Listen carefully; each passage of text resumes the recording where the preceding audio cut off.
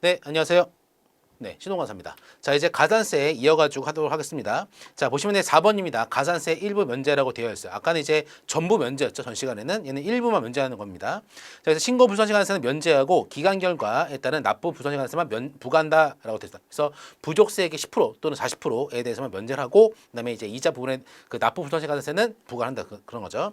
자, 가보겠습니다. 특수관계가 있는 자들 간에 거래된 물품의 가세가 결정 방법에 관한 사전심사의 결과를 통보받은 경우 그 통보로부터 2달 이내에 통보된 과세 결정법에 따라서 해당 사전심사 신청 이전에 신고 납부한 세액을 수정 신고한 경우라고 되어 있어요. 이건 뭐냐? 그러니까 이런 것들을 보면 이제 어려운 거예요. 그래서 특수 관계는 뭐냐면은 이제 배울 겁니다. 이제 수출자나 수입자나 이제 특수 관계인 경우가 있어요. 사례가. 그래서 그러한 경우에 해당되면은 얘는 특수 관계입니다. 그래서 특수 관계 같은 경우는 거래 가격에 영향을 미칠 수가 있어요. 왜냐하면 본질상한 거래가 될 수가 있으니까.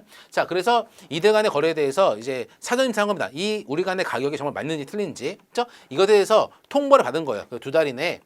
통보된 방법에 따라서 이제 신청 이전에 신고 납부 세액을 수정 신고한 겁니다. 얘는 잘하고 있는 거죠. 그렇죠? 내가 수입한 물에 대한 가격이 애매해. 그래서 이제 유권을 저 받은 거죠. 그래서 그거 받은 대로 이제 그 예전에 했던 것들을 고친 겁니다. 수정 신고한 거예요. 그래서 얘는 그 이런 제도를 잘 이용한 거죠. 그래서 얘는 뭐냐? 신고 부정시간세, 즉 부족세 10% 또는 40%를 얘는 면제를 하고 이자 부분에 대해서만 가산세 징수하겠다라는 거죠. 그렇죠? 납원 수입신고 수리 전 세액 심사 대상 물품 중 감면 대상 등등을 잘못 적용하여 부족세액이 발생한 경우라고 되어 있습니다. 자, 보면은 뭐냐면은 사전세액 심사 대상 배웠죠? 여기서 보시면은 이제 그 감면 대상이나 감면료를 잘못 적용 한 경우 사전세액 심사에 그러니까 이건 사전세액 심사 대상인데 사전세액 심사 결과 이런 것도 잘못 적용한 겁니다. 그래서 감면 같은 경우는 상당히 좀 까다로워요. 그래서 감면 신청을 별도로 하게 되는데 이 감면에 대해서 이제 오류가 상당히 많습니다. 그래서 오류가 많기 때문에 감면은 어려운 거기 때문에 이제 감면료를 잘못 적용하게 된다면은 이것에 대해서는 뭐다 그 신고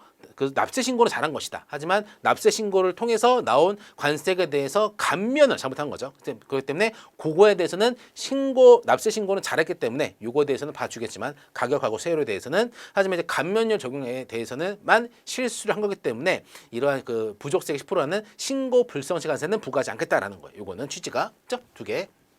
자, 5번 가산세 경감.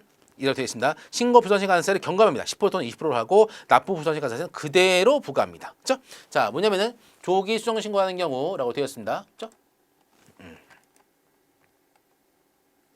자, 보면은 조기 수정 신고하는 경우로 되어 있어요. 자, 뭐냐면은 자, 신고 부정시간세 일부분을 경감한다라고 되어 있습니다. 좀 일찍이 수정 신고를 한 거예요. 그래서 원칙이 납부한 날로부터 6개월까지보다 보정 그다음에 그 이후부터는 수정 신고라고 되어 있죠. 그러면은 수정 보정 기간 끝난 날로부터 또 이거를 또 나눕니다.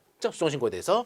자, 그래서 조기 수정 신고를 하는 경우에는 뭐다? 일부분은 경과합니다. 하지만 경정한 것을 미리 알고 수정 신고를 서를 제출한 경우에는 제외한다라고 되어 있어. 뭐냐? 세관에서 그 자에 대해서 조사나 심사가 온다는 것을 알고 그때서야 이제 자기가 수정 신고를 선수로 치는 거예요. 이런 거는 제외를 합니다.